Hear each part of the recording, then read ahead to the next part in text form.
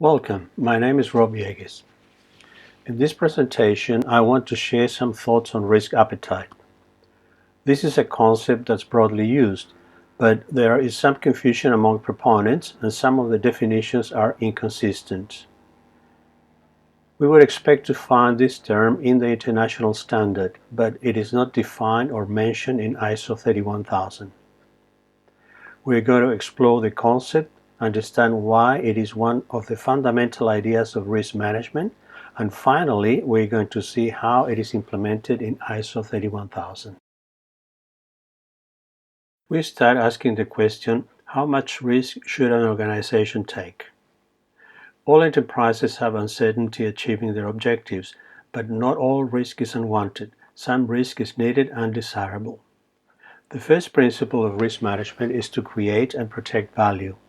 To create value, the organization develops products and services, selects markets, and competes for customers.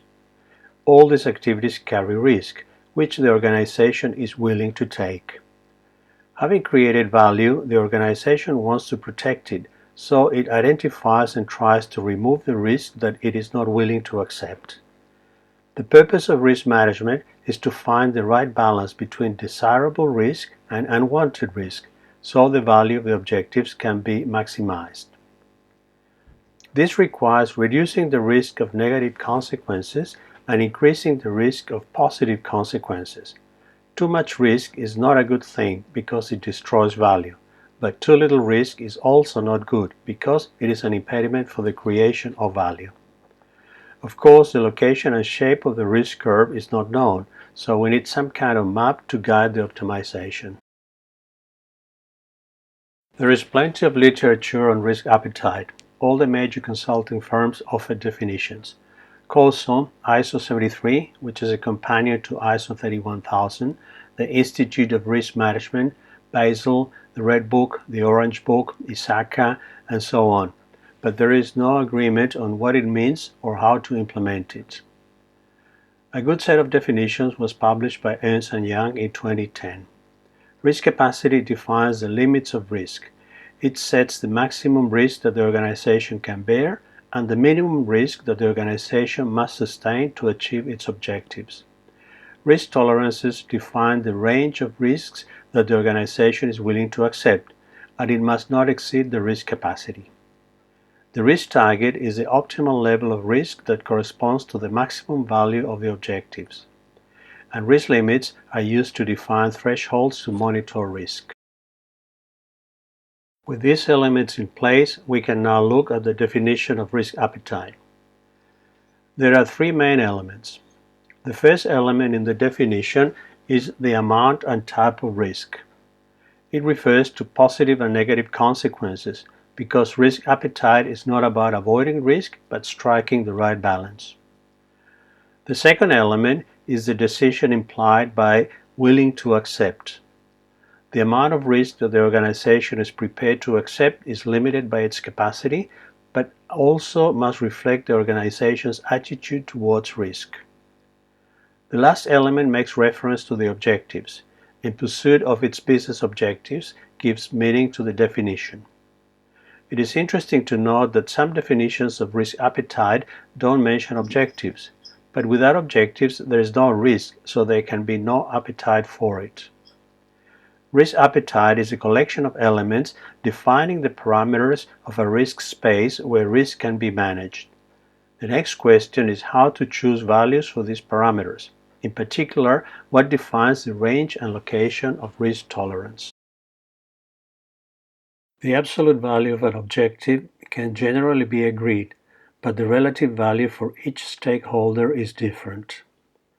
The marginal utility is a measure of that relative value, and it is defined by the attitude towards risk. The risk attitude reflects the values held by the stakeholders. If there is a high value perception, then there is a tendency to protect that value with a negative attitude towards risk. And if the perception of value is low, then there is a positive attitude towards risk. This perception of value plays a key role in the definition of risk tolerance. Other factors are risk capacity and regulatory constraints. Risk tolerance should always be limited by the risk capacity, but it can be positioned in different ways depending on the risk attitude.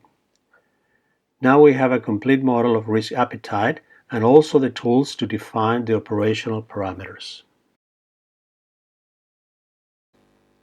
Having a clearly articulated risk appetite promotes transparency and informed decisions. This is why the concept is popular with financial regulators. Risk appetite is also the basis of the first principle of risk management. It addresses the creation and protection of value. The idea of risk appetite can apply to a single risk, a collection of risks, or the aggregated enterprise risk, so it is important to define the level to which it applies and to have matching definitions of risk capacity and tolerance. The parameters of risk appetite are measures of value, so we need to apply the same units used to measure the value of the objectives. Sometimes risk appetite can refer to the risk sources, that is fine at a high level, but to operate the model, risk appetite should be the value of consequences that have a direct impact on objectives. Recalling that utility is a subjective measure of value, we need to define all the value measures of risk appetite according to that reference. The board of directors or the principal of the organization should articulate the organization's risk position in a risk appetite statement. This is a common requirement of financial regulators, and perhaps it should be extended to all sectors because it gives direction and purpose to risk management. There is no standard document, but there are broadly two types of risk appetite statements. Some are produced at a high level and refer to purpose and intention. Other risk appetite statements are more specific and define operational metrics. Both types of documents have their place and are useful for different purposes. A detailed statement should always be supported by a strategic view of risk. This is an example of a high-level risk appetite statement. It tells us that the organization has a low appetite for operational risk. That position is determined by the risk attitude. We also see that the organization is aware of the necessity to take risk in some activities. This reminds us that risk appetite is not about reducing risk, but achieving the right balance. This example shows some of the metrics that can be found in operational risk appetite statements. The example refers to financial risk. Different risk appetites apply to different risk types. It defines minimum criteria and it shows a degree of financial risk aversion. Now that we have a good understanding of the risk appetite framework, we are ready to see how it is implemented in ISO 31000. None of the terms associated with risk appetite are defined or used in the standard, but all the concepts can be found under different names in the risk management process. The first concept that we need is risk criteria. We notice that it is not a single criterion. Risk is characterized by a collection of risk criteria. Risk criteria is defined at the beginning of the risk management process and guides the risk identification and analysis steps. This first step is called establishing the context. The risk criteria defines each of the elements needed to manage risk, and for each element it should specify the components of risk appetite. The risk capacity to define the upper and lower risk boundaries, risk tolerance to define the range of acceptable risk as determined by the risk capacity and the risk attitude of the organization, and risk limits as set to monitor risk and decide when to intervene and action required. These are some tips for risk criteria definition. It is a collection of parameters, not a single value. It describes multiple dimensions of risk and must be commensurable with the level of risk that will be measured at a later stage. Each parameter should be specified as a range with a minimum and a maximum value. This also applies to qualitative definitions. Of course, the limits are single values. The process sequence is important. Risk criteria must be defined before risk assessment because it guides the identification and analysis of risk.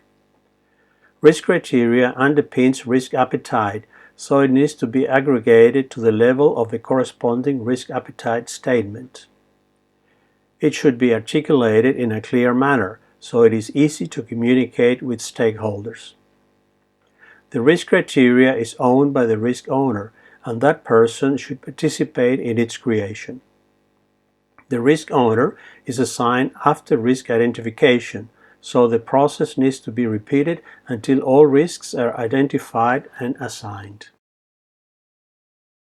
This example shows that each risk criterion defines an element of risk appetite in a way that can be matched with a level of risk. There are several criteria for each parameter because each one is measured differently. Risk tolerances correspond to risk capacities and are fully contained. In this particular case, the risk limits are the same as the tolerance boundaries. The second concept is level of risk. Magnitude is a measure of risk, and we know that risk has multiple dimensions and measures, so each level of risk must represent a single measure. Levels of risk are determined during the risk analysis step, and there should be as many levels of risk as there are risk criteria. We will make pairwise comparisons in risk evaluation, which is the next step of the risk management process. The level of risk corresponds to the best estimate of the risk target, and the sign and size of the gap between level of risk and risk criteria will determine risk treatments.